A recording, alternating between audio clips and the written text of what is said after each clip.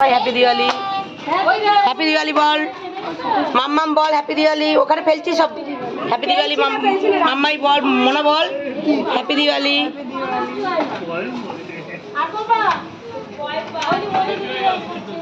চলো আসো।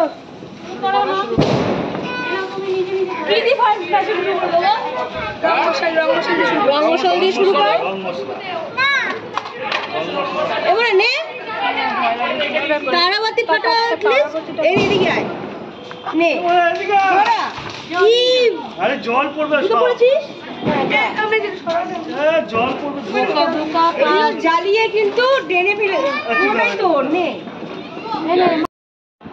তো দেখতেই পাচ্ছ সবাই এখানে বাজি ফাটাচ্ছে। আমাকেও বলেছিল মানে বাজি ফাটানোর জন্য, কিন্তু আমি পারিনি। সব কিছুই চলে, সময়ের সাথে সাথে সব কিছু পরিবর্তন হয়, কিন্তু মনের পরিবর্তনটা কি করে করব, কিছুতেই মেনে নিতে পারছিলাম না। সব সময় বাবার কথা মনে পড়ছিল যে আজকে যদি বাবা থাকতো, বাবা এগুলো একদম পছন্দ করতো না, বলতো ওরা ওইখানে গিয়ে বাজি ফাটা, এইরকম। ওরা বাজি ফাটাচ্ছিল, ভালো লাগছিল দেখে। মনার মাসি এসেছিল, আনন্দ এসেছিল বাজি নিয়ে, তারপরে বাজিকে আনন্দ দিচ্ছিল না, বললো আমাদের এবার কেউই বাজি দিচ্ছিল না, পাশে বাড়িতে সবাই সেল টেলগুলো জ্বালাচ্ছিল। কারণ আমাদের এদিকে এখনো হয়নি, কিন্তু বাচ্চাদের মন বসে মানছে না, যেহেতু সবাই আশেপাশে পড়া সমস্ত কিছু ছোট ইচ্ছা করছিল। ছোট ছোট বাজি মানে যেগুলো বাজি আগেতে কিনে দেওয়া হয়নি, তো কালী পুজোর দিনই কিনে দিয়েছে, বাজি কিনে নিয়ে এসেছিল ওরা, সেগুলোই। তারপর জানভিও এসেছিল, সেও এ করছিল, ভালো লাগছিল। আলোয় আলোকিত হয়ে গেছিল, কিন্তু ওই যে বললাম মিস্টেক হলে যে করে দিও, তো প্ল্যান পরিকল্পনা করে হয় না, হঠাৎ করে ওখানে ওরা এসেছে বেশি। আর কালী পুজোটা মাই তো কালী পুজোটা এইভাবে কালী পুজোটা কেটেছে, বা ভালোই কেটেছে, মানে খারাপ কিছুই হয়নি। আমাদের পাশে কালী পুজো হয়েছে, তো সেটা পরে দেখতে পাবে তোমরা। ওরা কিভাবে বাজি ফাটি ফাটালো, কত বাজি হচ্ছে, প্রচুর বাজি উড়িয়েছে এবারে সবার থেকে। যে এবারে ওদিকে মধুরা তো ওইখানে সেল এ করছিল, আর বাবানের বাবা বাবানকে নিয়ে গেছে ওই ধারে, ওর ছোট বন্ধুদের সাথে ওইদিকে বাজি ফাটাচ্ছিল।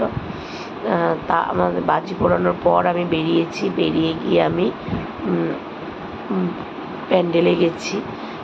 দাঁড়িয়েছিলাম, দেখছিলাম। মামাকে বলেছে মোনার মেশো যে বাজিটা, যে একটা রং মশলা ধরা বা ফুলঝুরি তো ফাটা, ভাল লাগছিল না। আর মাম্মাম তো কি সুন্দর বাজি ফাটাচ্ছিল, সত্যি। আমার এখনও, আমি এরকম এত বয়স হয়ে গেছে এখনও ভয় পাই, কিন্তু মাম্মাম একদম ভয় পায় না। দেখো কি সুন্দর চটপটিগুলো ধরাচ্ছে, দেখেও ভালো লাগছিল খুব। ছবি তুলবো?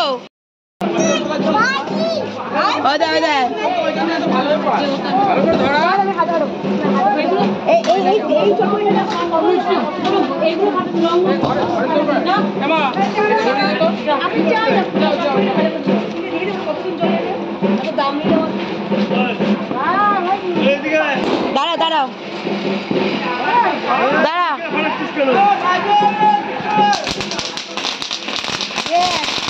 দাম নেবে না কেন? আমি তো দাম নেবে না কেন? যেরকম প্যাকেট সেরকম দামে উল্টো করে দিচ্ছি।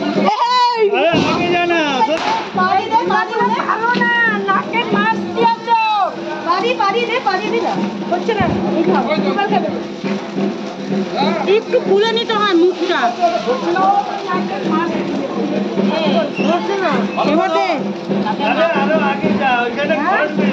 মাস্কই নেই।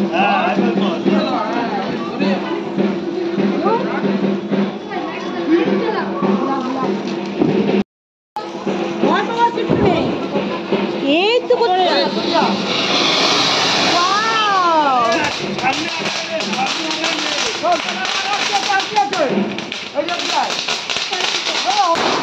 এগুলো কি হয়ে গেল?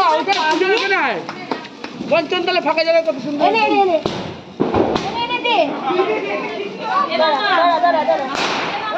দেখিনি এই যে বাবা লাগেনি ঠিক করে, হয়ে গেছে এক্ষুনি যাচ্ছে। পাগলামি। এই দেখ এই দেখ এই দেখ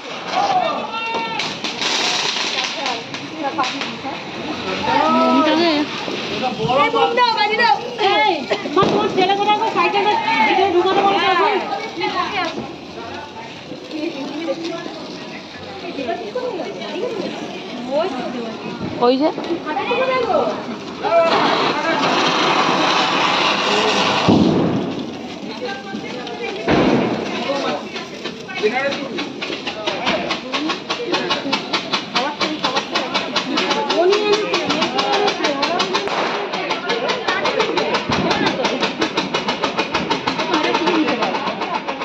বাবা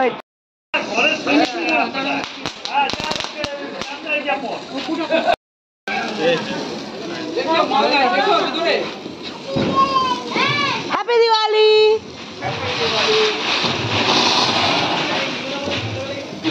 এগুলো এদিকে এদিকে দে দিয়ে দে। হ্যাঁ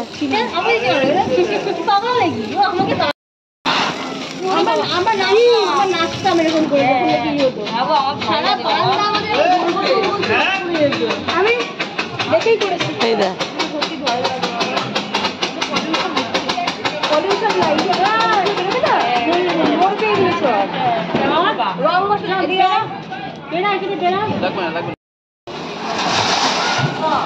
মামা মেয়ের এখন সাহস হয়ে গেছে।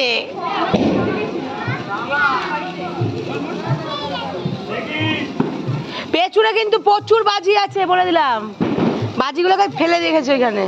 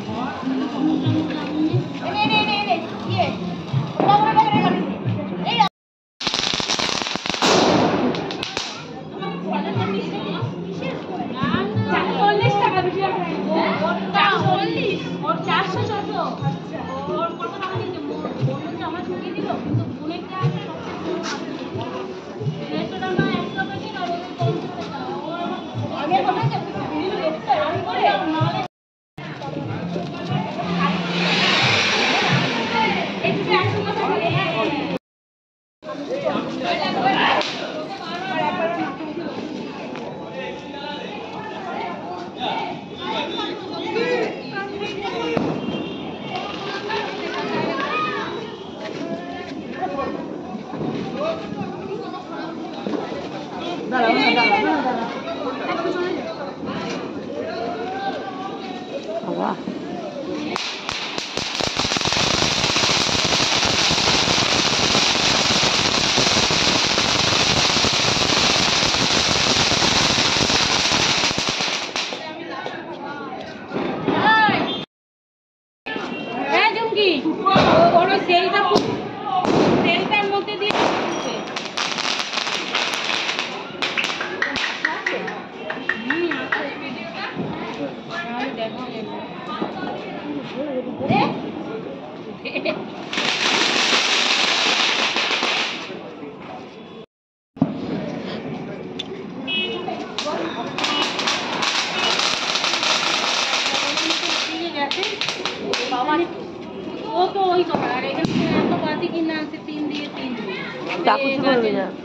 এত বাজি ফুটাইতে পারতো।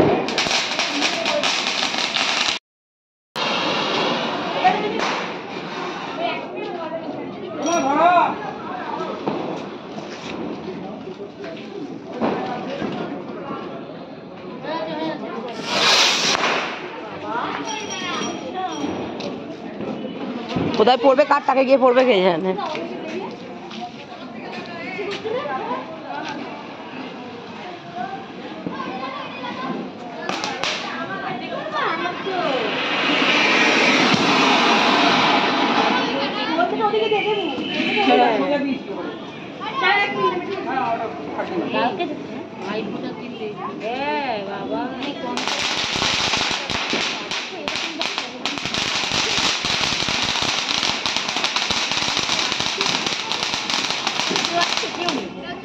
আমাদের বাড়ি পাটের বাড়ি পুলিশ দৌড়ে চলে আসে এখানে এসে আনন্দ করছে। বলেছিলাম তো, ওই জন্য তো বললাম চলে আসবে। ড্যাম পড়ে গেছে মা, যাচ্ছি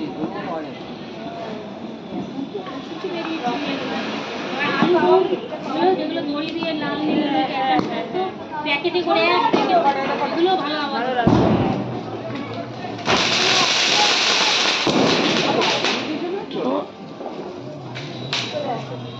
চলে যা।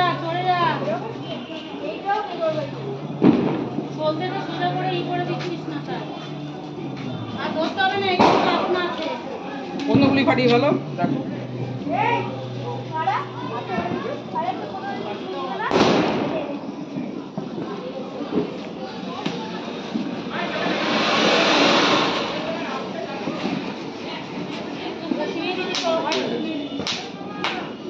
পড়ছে পট পট ওর ম্যাচ শেষ।